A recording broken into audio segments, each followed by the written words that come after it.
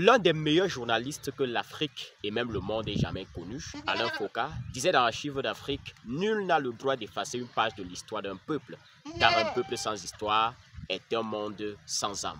Pourtant, chaque jour, quand nous marchons dans nos rues, nous voyons bien qu'on a travaillé un peu à déformer notre histoire et à gommer les traces véritables de notre histoire. Nous allons commencer cette série aujourd'hui, par exemple, par la toponymie qui est l'étude des noms des lieux. Alors nous sommes tombés par hasard comme ça sur le nom Ebolova.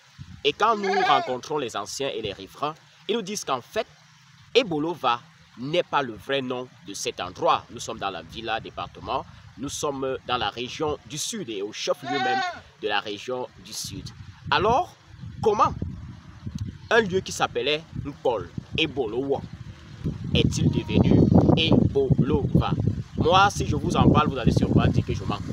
Je préfère donner la parole à un ancien, à un chef, à un garant des traditions pour qu'il nous explique comment la transformation s'est faite. Nous rencontrons aujourd'hui Sa Majesté Efa. Restez scotchés jusqu'à la fin parce que vous n'allez pas croire ce que vous allez comprendre. Diversalité. Majesté, bonjour. Nous sommes avec vous dans le cadre de ce qu'on va appeler des notes de terrain. Sur le terrain, il est important de rencontrer des passeurs de culture, de rencontrer des personnes qui ont un certain savoir pour pouvoir restituer l'histoire. Parce que si on oublie d'où on vient, forcément on se perd en chemin. Alors nous nous trouvons à Ebolova. Mais d'après ce que j'ai pu avoir ça et là, la ville au fond ne s'appelle pas Ebolova, mais plutôt Ebolowa. Et la question que je voudrais poser, c'est Majesté, comment Ebolowa est-il devenu Ebolova? Alors, je ne sais pas si je suis bien placé pour répondre correctement à cette question, mais ce que je sais, c'est que le vrai nom, c'est Ebolowa. Ebolowa, ça, c'est ce que nos parents nous ont raconté. Ebolowa, c'est-à-dire le chimpanzé pourri. Le chimpanzé pourri. Ebol, ça veut dire pourriture. Wa, ça veut dire chimpanzé. Alors, la colline que nous avons juste en face, là, c'est la colline qui a donné ce nom à la ville. Donc, c'est la colline, c'est le mont Ebolowa. Alors, sur ce mont, il se trouve que c'est un de mes ancêtres. Donc, il s'appelait Zangamba, qui était un chasseur. Il tendait particulièrement les pièges. Donc, il passait dans son temps à tendre les pièges sur le pan de cette colline-là. Et à un certain moment, les pièges ne donnaient plus, il n'arrivait plus à attraper le gibier. Donc, il a abandonné ces pièges pendant un temps. Malheureusement, c'est à ce moment-là qu'un chimpanzé s'est fait prendre le piège. Et comme lui l'a abandonné dans le piège pendant quelques semaines, quand il va donc repartir, il dit non, c'est même pas lui qui est reparti. Les femmes qui, dans les environs, faisaient dans des champs, se sont rendues compte qu'il y avait une certaine odeur.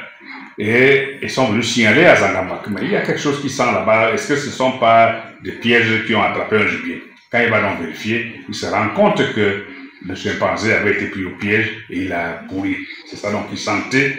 Donc finalement la colline a été surnommée colline du chimpanzé pourri. Donc un colleur Ebolowa. La colline du chimpanzé pourri. Et c'est ça donc les colons qui sont arrivés ont transformé à Ebolova. En fait, c'est Ebolowa, le chimpanzé pourri.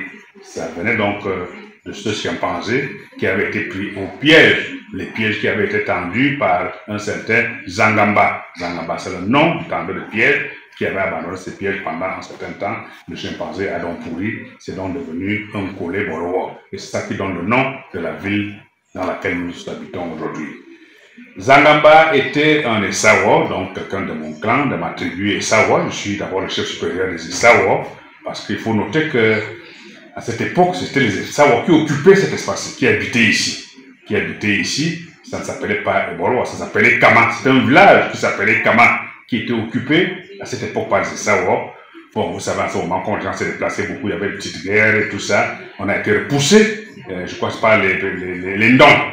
On a été repoussés et puis les Ndjokussi, ils sont donc venus s'installer. Donc ça, c'était notre village à l'origine. Et nous avons fait des progressions pour aller du côté de la mer, à la recherche du sel. Donc c'est comme ça que les Sawa sont partis d'ici pour nous installer du côté de Ngondok là-bas. Donc voilà l'histoire de la ville. En fait, c'est une histoire qui est à peu près authentique, telle qu'elle nous a été racontée par nos aînés, par nos parents et nos grands-parents. Ce seraient donc les Allemands qui auraient déformé, ou alors qui auraient mal prononcé, mal retranscrit. Les Bolo, ils ont dit Ebolova. Tout comme nous avons l'hôtel Bengo aujourd'hui, vous savez comment ça s'écrit, c'est Bengo. Oui. Alors que c'est Bengo, donc c'est le nom de la petite rivière qui coule en bas de l'hôtel. Bengo, B-E-N-G-O apostrophe O. C'est comme ça que ça devrait normalement s'écrire. Bengo. C'est comme ça qu'on continue à transformer les noms des choses dans la ville. Bon, peut-être qu'ils voulaient le franciser pour le rendre un peu plus facile à prononcer. Mais c'est Bengo, tout comme Ebolowa. Ce n'est pas Ebolova. Ebolowa, c'est Ebolowa. O apostrophe O. Donc W ou apostrophe O, c'est comme ça que ça s'écrit. Wa, Ebolowa. Majesté, merci. Merci aussi.